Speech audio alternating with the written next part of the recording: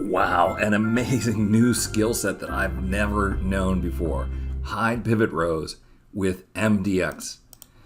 This long video from about a week and a half ago, Excel average of the non-zero rows in a pivot table. When I got to the edit MDX part, I said, I have no idea what MDX is. If anyone knows, post down below. And it was David Jefferson who gave me the answer, right? So here, we're going to build a pivot table out of this data. I need to use the custom sets feature of pivot tables, which is not available in a regular pivot table. You have to use the data model, which means this has to be a table. So Control T to format as table. On the table design, they call it table 1. I'm going to call it data. And then we're going to insert a pivot table here in an existing worksheet.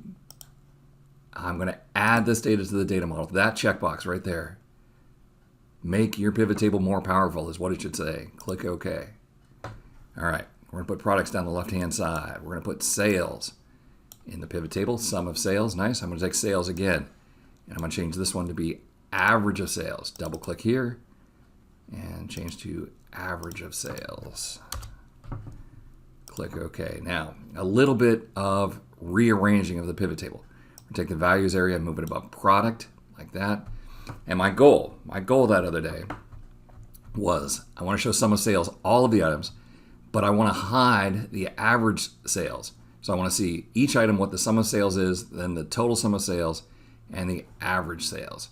Let's get rid of those asterisks, subtotals, uncheck, include filtered items and totals.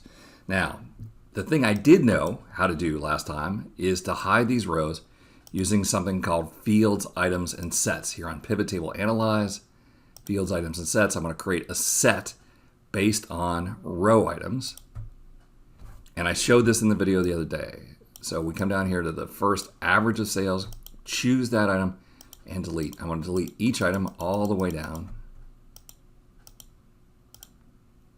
And good. All right, that's going to look perfect. I click OK. And I get what I want, except for the horrible situation if next month we have a new product, then I have to go back in and manually add that product to the pivot table, which was just horrible. Thanks to David Jefferson, he said you could just edit the MDX to return the children rather than adding each product individually. I tested it out. It works great. By the way, since I'm now a huge fan of MDX, it stands for Multi-Dimensional Expressions.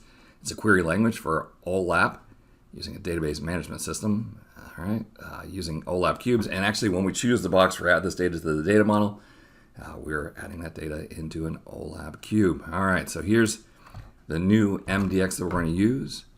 And we'll come back to our pivot table.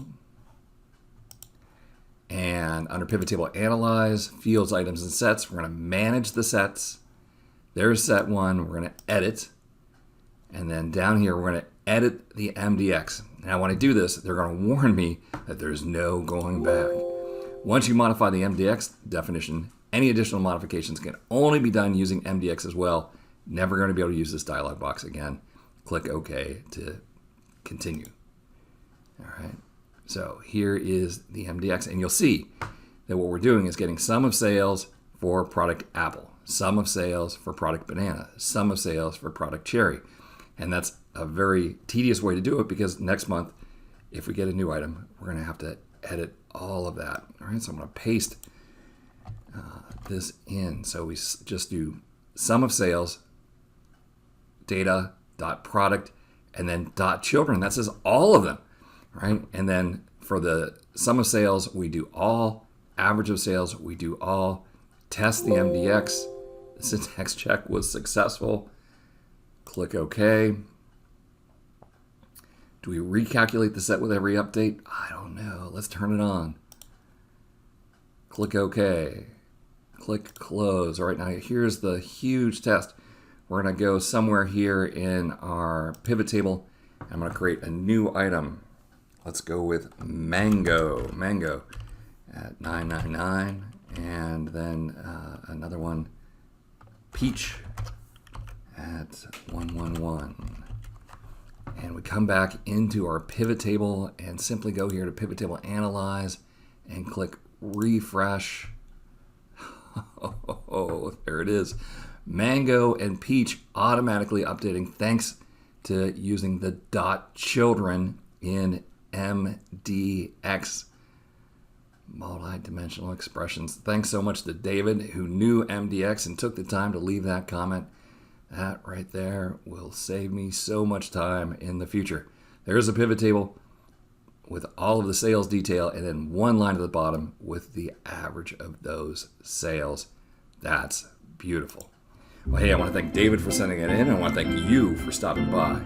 We'll see you next time for another netcast from Mr. Excel.